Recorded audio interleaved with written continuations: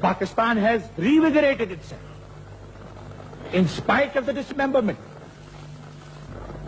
The question is that why pick on Zulfikar Ali Bhutto?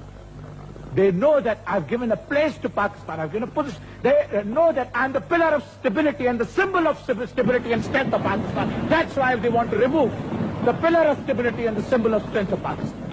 That's the point. That's the reason. It's not just an individual.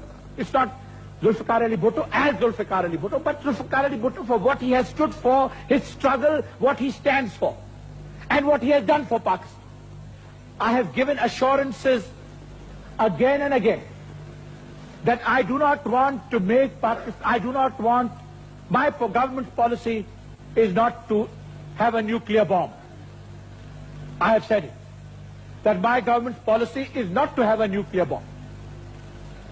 But at the same time, I have said that why should we be prevented from advancement in nuclear technology? How can you limit our advance in the field of nuclear technology? This is the most vital field.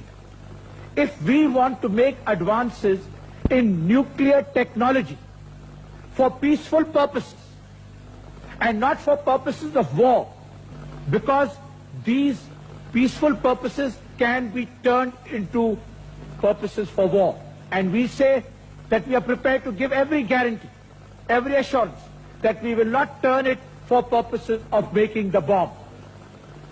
But we cannot be stopped from using this process for our peaceful needs, for our needs of fuel.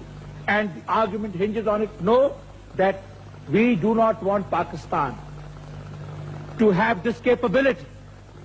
The point is, I make it clear that I am not going to convert this capability for purposes of war. This assurance I have given solemnly, and inshallah the people of Pakistan will see that I will complete the mission for this great nation. I thank you very much.